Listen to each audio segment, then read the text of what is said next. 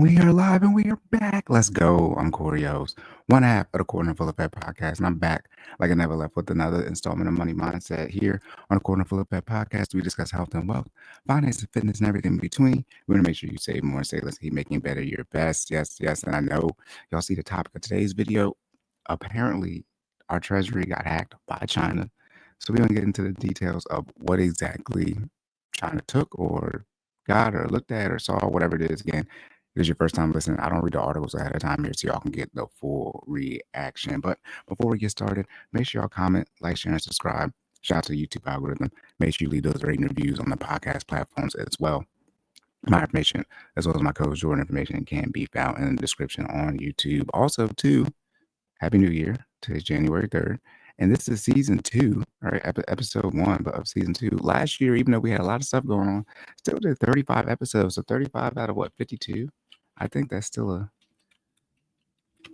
67%. That's still failing, I guess. So that's a terrible rate. But hey, a lot more than I thought I actually did. So we got, a good amount of episodes out there. We were able to, I believe, maintain the consistency of posting on the 7 p.m. cycle.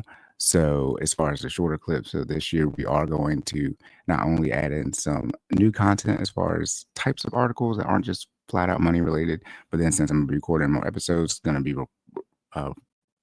posting more frequently as well. So I think I'm going to do the 10 a.m. slot, do like morning stuff. We're going to see how that works with the algorithm and stuff. So we're going to get different content for you all, and we're going to get posting more frequently as well. That'll still be on Monday, Wednesday, and Friday. All right. Also, to student loans. I don't know. We'll wait to see what happens with student loans. Monthly car payment. Right now, we're still at, for 2024, quarter 3, still saying $737 for a new vehicle and $520 for a used vehicle. All right. But let's get into it, y'all.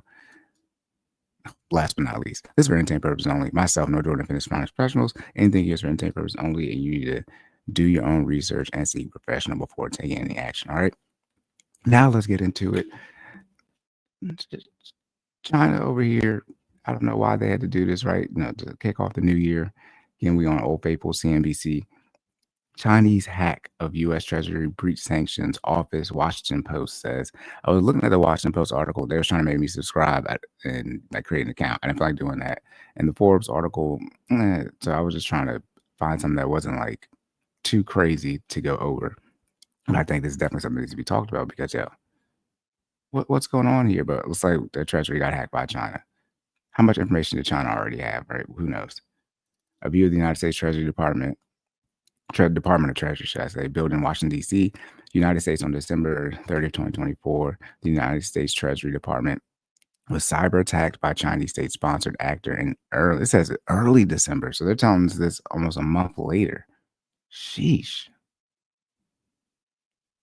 Do you think they got our socials, y'all? Since they hacked the Treasury, do you think they got rid of your how much you're going to owe in taxes? For those people who owe money in taxes, you think they got rid of that? Anyways, Chinese government hackers breached the U.S. Treasury Office that administers economic sanctions. So this is the economic sanctions part. The Washington. Before we even get into it, is this? I'm not sure if the Treasury handles tariffs. Let me see.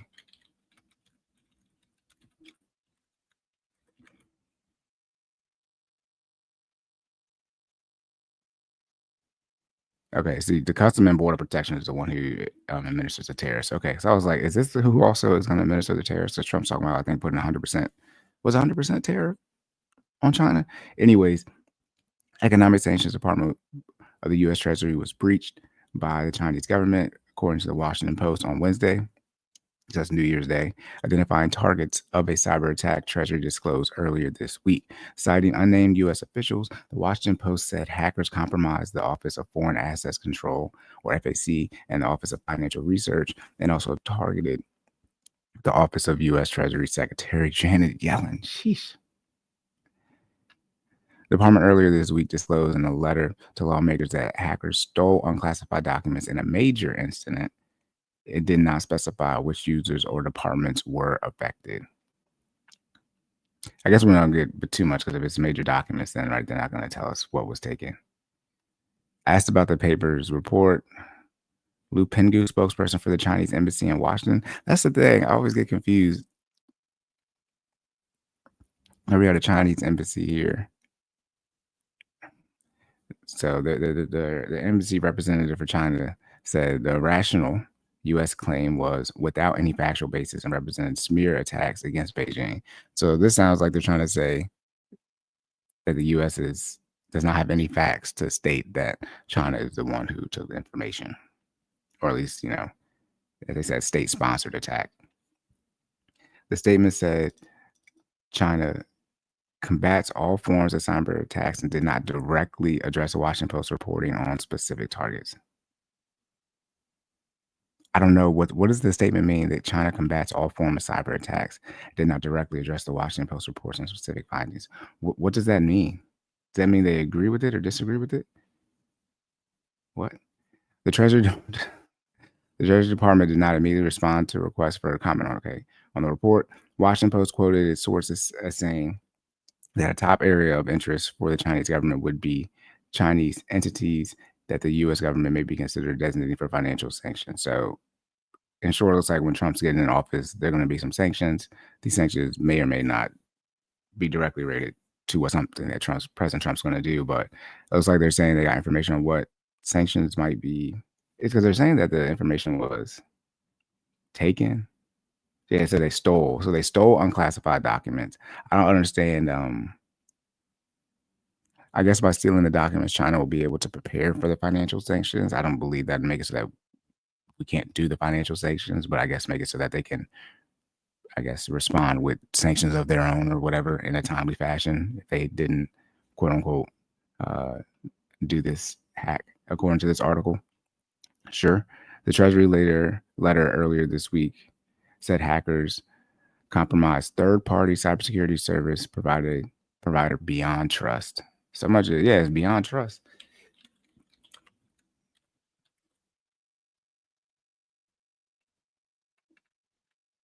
Let's look at Beyond Trust, y'all. No sponsorship. It's not a smear campaign. We're looking at that. 90% related identity. Okay. They got a nice little website here. I mean, they got 20,000 customers around the world, apparently including the Treasury. Got service now on here.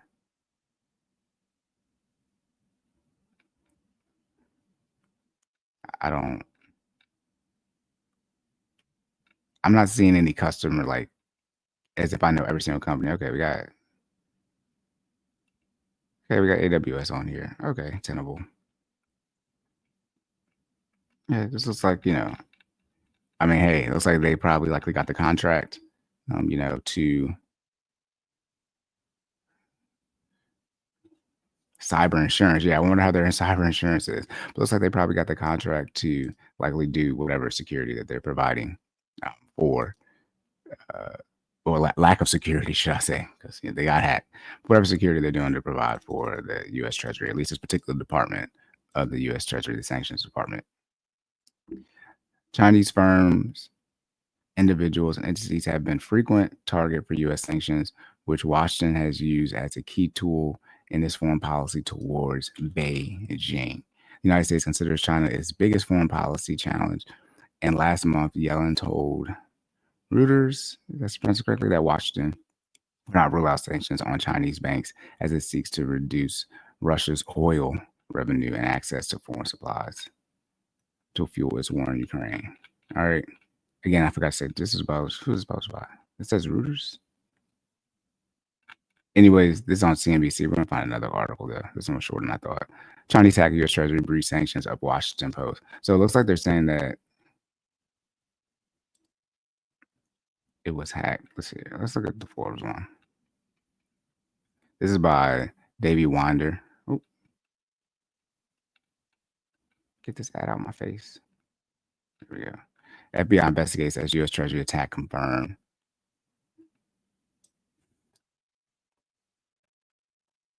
Okay, letter on December 30 to the Committee on Banking, Housing, and Urban Affairs from Aditi Hardika, Secretary for Management at the U.S. Department of Treasury, confirmed that Chinese hackers were able to access certain unclassified documents on December 8th attack as a joint investigation by the Department of Treasury. And FBI continues. Here's what we know so far. So I was saying, so we as in the United States of America are saying we got hacked. That Chinese embassy representative was like, nah, they don't got no factual evidence. As if, shout out to Beyond Trust appearing again. Beyond Trust must be going crazy in the algorithm. But as if the United States would like say what was taken, they're deeming it, They said it was unclassified though. Didn't they say it was unclassified in the CNBC article? Whatever. Um, so a threat actor had gained access to a key used by the vendor. Oh, yep. Cloud says hacking through the cloud used to remotely provide technical support from Treasury Department offices and users. They're saying notification of this incident was provided by third-party software Beyond Trust. Okay, maybe Beyond. Let me not. Okay, got it. Yeah, so Beyond Trust is providing the security, and they're like, "Oh, we got hacked," and since they're providing for the security for the Treasury, then therefore the Treasury got hacked. It does say they're unclassified though. So classified stuff, is public trust, secret, or secret, top secret, whatever it is. So it's saying this is unclassified information, which I guess mean a sanction is a sanction, right? I mean, they usually, I guess, make those public anyways. With access to the stolen key, the actor was able to override the services. He didn't override the services. He just had a key, so he just went in there. It's not you don't it is breaking and entering because you're not supposed to be in there, but you don't like if you have a key. Say you end up stealing a key to like a door, you don't break down the door. Like you just open the key the normal way the person who's supposed to have access does. So you got in there with the traditional permissions and access to you, but you're a bad guy, right? So they view it as overriding the system, but it's not like they hacked it and like um, some type of virus or malware on the computer, the system, should I say, to get the system down. They just use the passcode or whatever type of key that they actually was stolen. Remote access right to Treasury do user. I don't know what that means. DO. To the workstations and certain unclassified documents maintained by those users. Okay. The gap between the U.S. Treasury being notified by the security incident and reporting it to the Committee of Banking, okay, what appeared to be due to information gathering, which alerted the Treasury to the scope of the attacks. The Treasury brought in the Cybersecurity and Infrastructure Security Agency immediately after being notified of the attack with the remaining agencies, the FBI intelligence community, and third-party forensic investigators contacted upon realization of the extent of the attack. So long story short, once the Treasury realized that they were hacked, they brought in the people to come here and analyze and figure out what exactly happened in this particular cyber attack. Treasury and actively prepare for.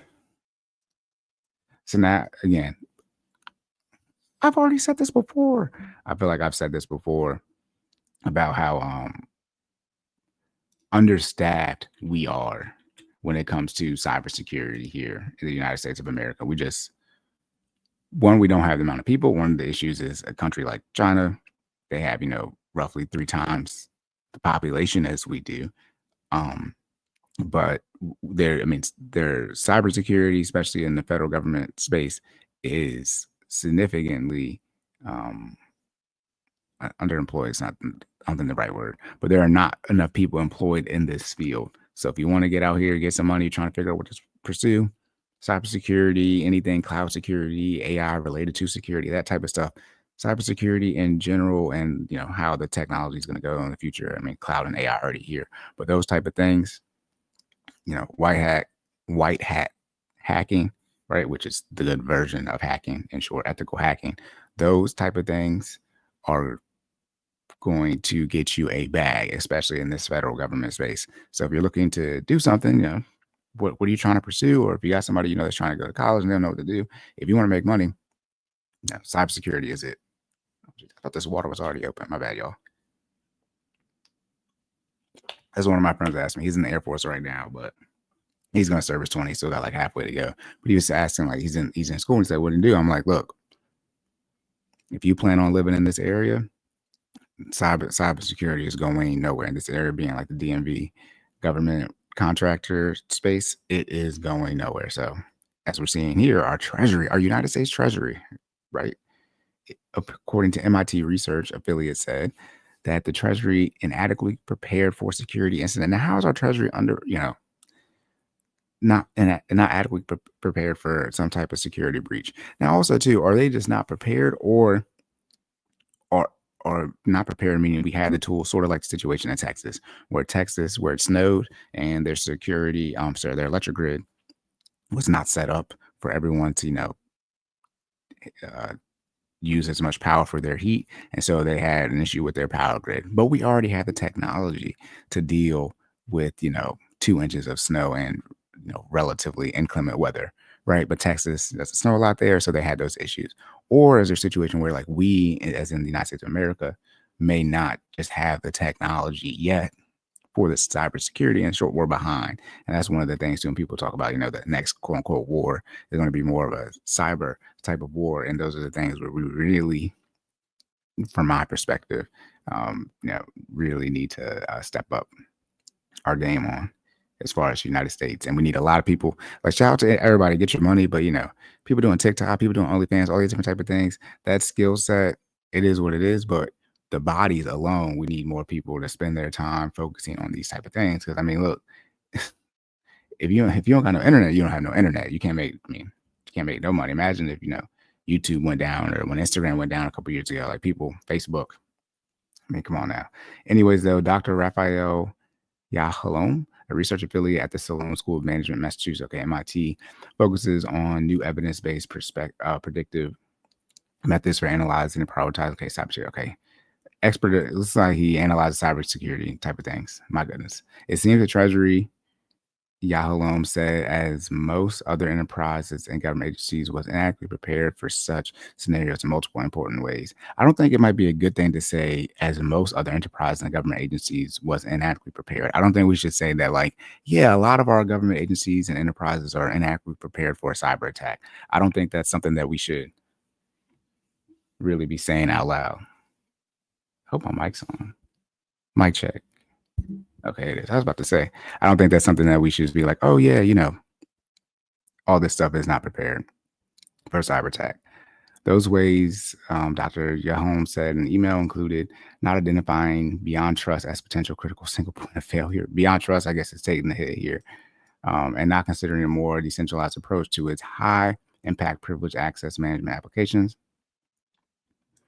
not accurately assessing the likelihood level of such a cyber breach at Beyond Trust or other key third-party providers based on analyzing the robustness. Okay, there's talking about not analyzing Beyond Trust there. I'm not going to get into like the nitty-gritty of these technical terms, semi-technical terms, internal end-to-end development operation process. Like, y'all don't care about that. Not considering the deployment of more advanced. Yeah, so they're saying, deploying, making use of better protection of private, in short, like passwords and saying keys here, not assessing systematically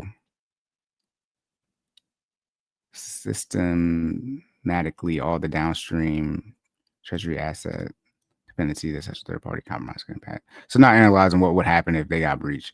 Beyond unauthorized access to multiple confidential data repositories. Okay. Essentially seeing what would happen if they got information, then all the other people's information that could be hacked or be seen during this type of cyber attack, and not doing a systematic what if analysis and testing to determine, okay, it's not testing the resiliency. In short, what they're saying is, Beyond Trust, you have to hold this L here. I don't know if Beyond Trust.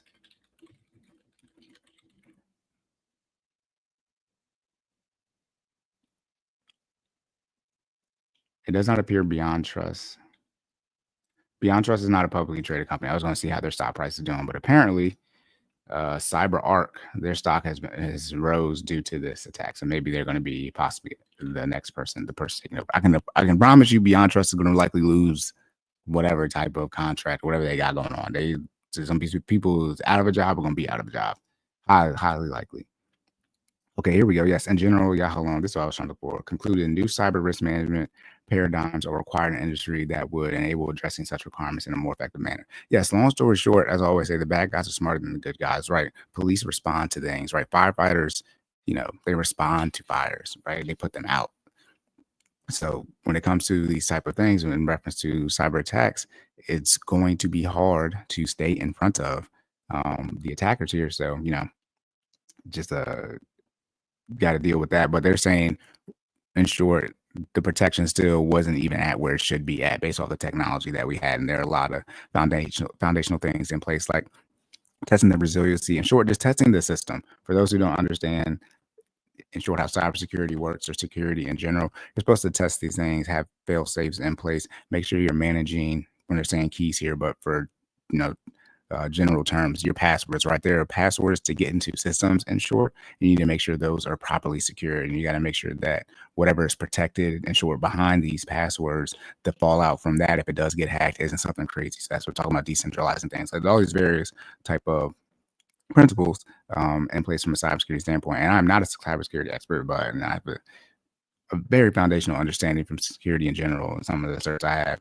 that, security is of the most importance with anything. There's no, as I say all the time, there's no point in building something if you can't protect it. And they're in short saying that it seems like the principles that Beyond Trust used, and they're really Beyond Trust is taking the L here. It's not saying that Beyond Trust does not make use of these principles, but hey, you got hacked, so clearly the improvements are gonna bubble up, and you're sure going to get audited here, and all these people, going to have, magnifying glass on your processes. But, they're saying that there were a lot of things that should have been in place that were not in place that could have possibly prevented this attack, or at least limited, how much was lost. Because they said stuff was stolen here, but they said it was unclassified. So, that is what it is. But also, too, this hack happened almost a month ago. So, how many more hacks are there out there that we don't know about? So, FBI and CISA determined no evidence of continued access to trade information. They're saying China's denying that they did this at all. We read this in the last article. Then also on top of that, the FBI and CISA is saying that there's no evidence that we're continually, in short, being hacked. Okay, another spokesperson for the Chinese Foreign Ministry, Mao Ning, if I'm pronouncing that correctly, said that Beijing has always opposed all forms of hacker attacks, and we are even more opposed to the spread of false information against China for political purposes. We have stated our position many times regarding such grounds accusations that lack evidence.